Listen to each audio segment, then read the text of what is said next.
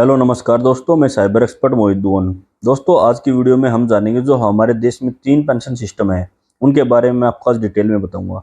सबसे पहले हमारा था ओल्ड पेंशन सिस्टम, उसके बाद हमारा आया नेशनल पेंशन सिस्टम, उसके बाद आ गया भाई अभी यूनिफाइड पेंशन सिस्टम। तो दोस्तों, जैसा आप सभी जानते हैं, 1 अप्रैल 2004 को जो हमारा ओल्ड पेंशन सिस्टम था उसको बंद कर दिया गया था। उसके बाद सरकार ने एनपीएस को लॉन्च किया। केंद्र सरकार ने एक बहुत बड़ा फैसला लिया है, अब यूनिफाइड पेंशन सिस्टम को भी लॉन्च किया गया है जो कि 1 अप्रैल 2025 से लागू होगा। दोस्तों, अब आज की वीडियो में दोस्तों हम एनपीएस व यूपीएस को कंपेयर करेंगे और आपको एक एग्जांपल के माध्यम से समझाएंगे कि आपको किस में ज़्यादा फायदा है। अगर दोस्तों आप एक सरकारी कर्मचारी हैं तो यह वीडियो बिल्कुल आपके लिए महत्वपूर्ण है। कृपया करके वीडियो में लास्ट तक बने रहिए, पूरी कैलकुलेशन को आप लोग समझिए, उसके बाद कोई भी फैसला लीजिए, क्योंकि एनपीएस और ओपीएस में आपको खुद चूज करना है कि आपको किस स्कीम के अंदर रहना है। अगर आप दोस्तों चैनल पर नए हैं तो प्लीज चैनल को सब्सक्राइब कर लीजिए, क्योंकि आपको हमारे चैनल पर ऐसी इंफॉर्मेटिव वीडियोज आगे भी मिलती रहेंगी।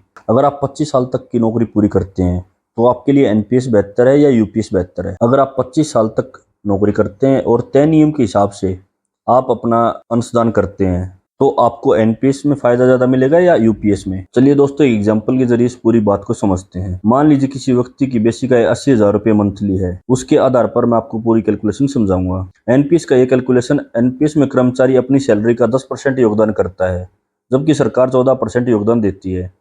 इस प्रकार कुल मिलकर सैलरी का 24% एनपीएस में हर महीने जमा होता है।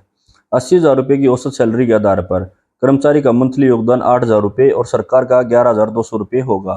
इस तरह कुल मिलाकर हर महीने 19,200 रुपये एनपीएस में जमा होंगे। अगर हम मानते हैं कि एनपीएस पर 9% का रिटर्न मिलता है तो 25 साल में आपका कुल निवेश 57.60 लाख रुपए होगा। इस पर मिलने वाले ब्याज को जोड़ देते हैं तो आपका यह कुल फंड 2.16 करोड़ हो जाएगा।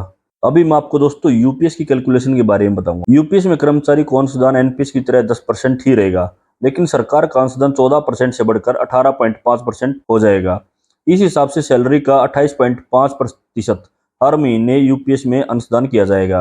80,000 रुपये की औसत सैलरी के हिसाब से हर महीने 22,800 रुपये यूपीएस में जमा होंगे। मतलब यह हुआ कि अगले 25 साल में आपका कुल निवेश 68.40 लाख रुपए हो जाएगा। अगर यह मान लेते हैं कि एनपीएस की तरह यूपीएस भी 9% का रिटर्न मिलता है तो आपका फंड 2.57 करोड़ हो जाएगा।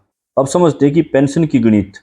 एनपीएस में रिटायरमेंट के समय आपको कुल राशि का 60% यानी कि 1.30 करोड़ रुपए एक मुश्त वापस मिलेंगे। शेष राशि में एन्युटी खरीदी जाएगी, जिस पर 6% सालाना ब्याज के हिसाब से आपको हर महीने लगभग 43,374 रुपये पेंशन मिलेगी।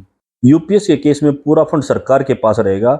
इसके बदले कर्मचारी को हर 6 महीने की सर्विस पूरी होने पर सैलरी का 10% एक मुश्त दिया जाएगा। 25 साल की नौकरी में 50 छमाही होंगी। औसतन सैलरी 80,000 रुपये के हिसाब से देखें तो हर 6 माही के लिए 48,000 रुपये मिलेंगे। इस तरह 25 साल बाद कुल 24 लाख रुपए एक मुश्त मिलेंगे।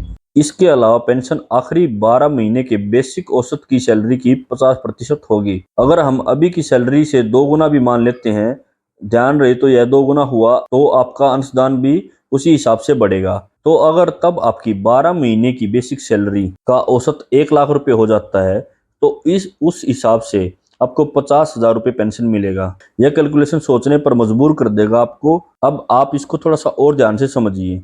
यदि हम एनपीएस में एक साथ मिली हुई 1.30 करोड़ रुपए की राशि को एफडी में निवेश करते हैं, जिस पर 6% का ब्याज मिल रहा है, तो हर महीने 65,000 रुपये की इनकम होगी। इसमें एन्युटी से मिलने वाले 43,374 रुपये की राशि को जोड़ दें तो कुल मिलाकर हर महीने की पेंशन आपकी 1.08 लाख रुपए हो जाएगी। ये थी भी एनपीएस की कैलकुलेशन।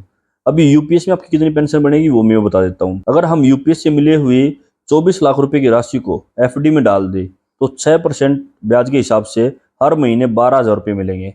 और इस पेंशन में उस 50,000 रुपये जो मैंने बताई थी आपकी पेंशन, उसमें जोड़ोगे तो आपको 62,000 रुपये मंथली पेंशन मिलेगी, जबकि एनपीएस में था 1 लाख प्लस। तो टोटल 40,000 रुपये का लॉस आपको पर मंथ होगा आफ्टर पेंशन, जब आप 25 साल की नौकरी करके जाओगे तो, अगर आप आज के दिन यूपीएस को चूज करते हैं दोस्तों। और साथ ही जो एनपीएस है उसमें जो आपका 1.30 करोड़ फंड बताया था मैंने, जो आपको मिलेगा वो फंड आपके पास ही बना रहता है। यूपीएस में सारा फंड सरकार के पास जमा होता है, आपको कुछ नहीं मिलता भाई। तो अब आप खुद समझदार हैं, आपका निजी फैसला है, जो आपको लेना है वो आप चूज कर सकते हैं। जो पूरी बात थी, जितना मैं इसको समझ पाया उतना मैंने आपको समझा दिया। ठीक है दोस्तों, तो उम्मीद करता हूँ आपको वीडियो बहुत ही अच्छी लगी होगी। चलिए मिलते हैं नेक्स्ट वीडियो में, तब तक के लिए चैनल को लाइक शेयर और सब्सक्राइब कर दीजिए दोस्तों। ठीक है, जय हिंद।